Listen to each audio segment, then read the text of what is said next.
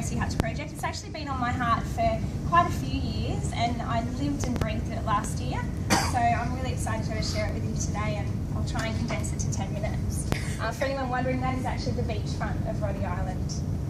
So to cut a very long story short, my husband Paul and I actually travelled over to Indonesia, and we lived there for 2 months last year with the beautiful Matt and Nat Thistlethwaite and their gorgeous 4 kids. And during that time we just got to know the language, the culture, get to know the people, and gauge what the real needs were over in the community. And at the same time we got to taste a little bit of the surfing, diving and fishing, and relaxing, which I'll pass the test. And then after 2 months, Paul and I actually headed home, bought a camper van, and we coasted around Australia fundraising for the project. We're really passionate to just get the word out there and raise some additional funds to get the project off the ground. So why Rote Island? This part of East Indonesia has actually got the highest mortality rates, infant mortality rates and malnutrition in the whole of Indonesia.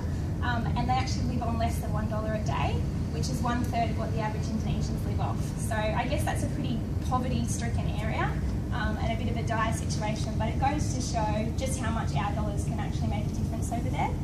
And I guess that the resulting poverty, illness and illiteracy over there is largely due to the government not actually investing much in basic infrastructure, so health education, power, sanitation and water, and also in education in and of itself. One of the other things occurring in Rote at the moment is people are starting to get wind of the surf over there. So there's this emerging tourism industry which is growing daily. And I guess that's a good thing in terms of bringing Westerners over there to taste the surf, but often it's at the detriment of the local community. So Westerners come and they often buy off the beachfront land, so they get the economic benefit of running commercial resorts from the beachfront lands or having a little holiday destination for themselves. And the locals actually get the breadcrumbs, I guess, economic breadcrumbs of surf photography, ding repair, but ultimately don't benefit a whole bunch in terms of economic benefit. Along with tourism often comes the introduction of prostitution, drugs, alcohol, and also this concept of disparity of wealth. Rote have only had currency for 10 years. Before they used to trade and barter, and they still do that out in the sort of rural areas of Indonesia. And as a result, they haven't had financial education. So when you introduce Western wealth to that equation, it can actually cause quite a lot of problems in the community. So having kind of perceived those needs over in the community, we came up with a solution in the form of the Mercy Huts project.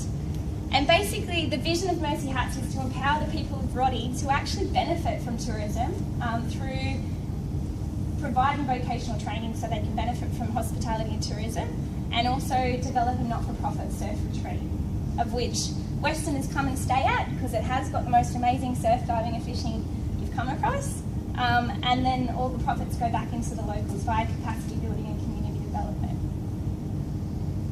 So our immediate goals, we've got plenty of goals, but the 3 that we're focusing up on over the next 3 years is number 1, actually establishing the surf retreat. So we're employing locals to come in and actually build the retreat and actually help run it as well. So they're actually benefiting economically from the surf retreat, as well as that providing health education, which is my background to a large extent, being an exercise physiologist, through reducing water related illnesses and also malnutrition.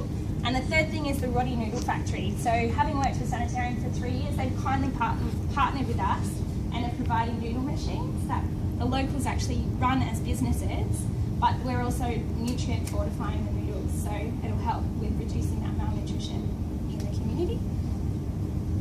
So the basic model, giving 10 grand, actually builds a hut, which is pretty amazing. I was just talking to Keegan before. It's amazing how much you can actually purchase in such a poor community. So builds a hut, and that conservatively will return $6,000 per year, which we're selling directly back in the community through providing for 8 children from a local children's home. So that provides education, 3 nutritious meals a day, clothing, and also a home for them. And then the community development aspect, which is the noodle factories, the education and tourism, including English, the noodle business, and water and hygiene. So progress to date, we've actually lived on the land collectively for over 12 months, Matt and Nat probably even longer than that. And during that time, as I said, we actually got to understand the true needs. A lot of the time Westerners can go into an area and profess to help, but if they haven't actually got to know what the true needs of the community are, suppose that the locals need shoes, they do well with the GHD, we actually have got to understand what the true needs are of the locals and built relationships with the key leaders in the community. We've raised 60,000. We actually had a 20 grand donation come in about 2 weeks ago, which we're really excited. So that's enabled us to secure the land and also build our first hut, which Matt and Nat are actually going to head over before the end of the year and secure that, which is really exciting. I feel like we finally got momentum and there's been a lot of progress to date. We're an incorporated association. We've recently been stamped AusAid approved and obtained deductible gift recipient status. And I guess from a legal point of view, just have to say most of what I share in this presentation actually has benefit to businesses. So in which case, doesn't attract tax deductibility, because you have to, in order to get tax deductibility, you have to give with nothing in return. So there's kind of those two options. If you've got questions, you can ask me at the end. So right now, we're seeking financial supporters to actually help us complete stage 2 of the project, which is building 4 huts and also the training centre, which we envisage to cost about $100,000. Benefits for businesses: tax relief, particularly if you're running a business through a discretionary trust. Corporate VIP rates, so we're offering 90% off to those that do invest significantly as corporate donors or key partners. Work retreats, so I don't know about you, but I prefer to go to Rote Island than to a schwanky restaurant overlooking the Opera House for my Christmas party, or rewarding your top performing sales staff. Increased revenue, so studies have actually shown that there's up to a 17% increase in profits with companies that support a cause, and 55% of consumers say given 2 equal products or services, they choose the one that supports a cause over those that didn't.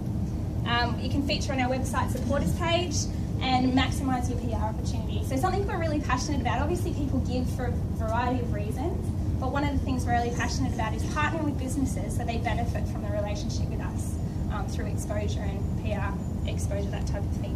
And those that give significantly, so 20,000, actually get to name a hut. And there's only 4. You've got to get in quick. So key supporters at present: Steve McKnight, he's a very well-renowned property investor and also best-selling author. You might have heard of his book, From 0 to 130 Properties in 3.5 years. He was actually our 20 grand donor 2 weeks ago.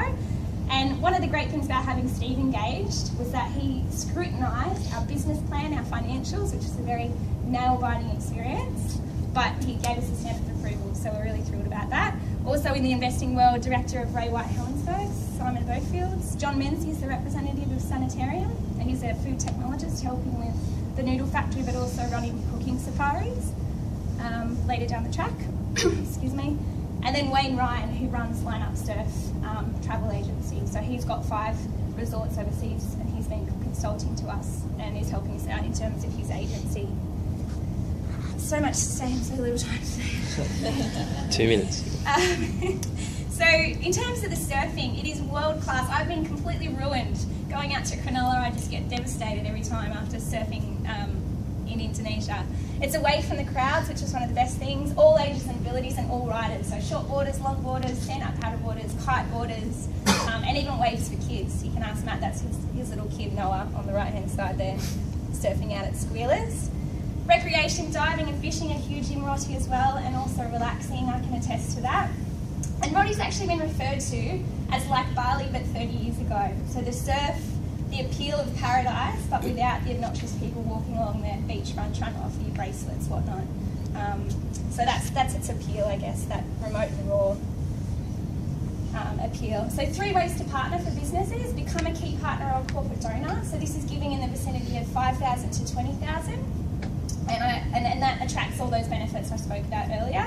So I found these pictures, taking the office from the 4 walls to paradise, ultimately. That's Paul enjoying one of the most beautiful views we've ever seen, actually, in Rote.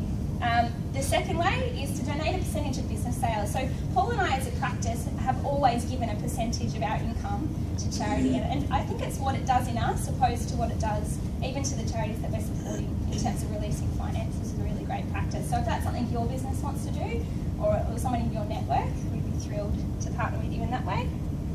Or the third thing is a campaign that we're rolling out leading up to Christmas, which is called Rocks for Rote. So basically we're enlisting 1,000 people to donate $100, and in turn that'll raise our 100,000 required for the training centre and the huts. Is that 2 minutes to go? Yeah. So the idea referrals, business owners that actually surf, if you know any, HR of a medium to large company, businesses looking to run events for charity. So it's actually often a marketing approach to run an event with a nominal fee that actually supports the charity for PR reasons. People that travel to Bali for holidays, like Darnell was saying earlier. A lot of people travel, particularly from this area, to Bali for holidays. And Rote's actually not that much further than Bali. Property investors, surf companies, surf, dive, fishing, boat shops, or travel agencies are also a great referral. So if you're anything like me, there are so many needs out there, and it's so easy to get overwhelmed by need. Not know what to do, and so do nothing at all. And maybe you already have your charity that you support. But if we each found our corner of the world and made a difference there, then we'd ultimately be making a difference everywhere. So this is our corner of the world, Rote Island, Indonesia. And we invite you or your business networks, families, friends, businesses that you know, to join the adventure, because it really is about living life, but giving life back. So that's pretty much us. That's our details there. And if anyone does want, we've actually brought along 10 of these, which are our corporate sponsorship guides. So if you're interested in taking one of those, they're up the back. Or if you are interested, if we do run out, which I hope we do, pop your name down on the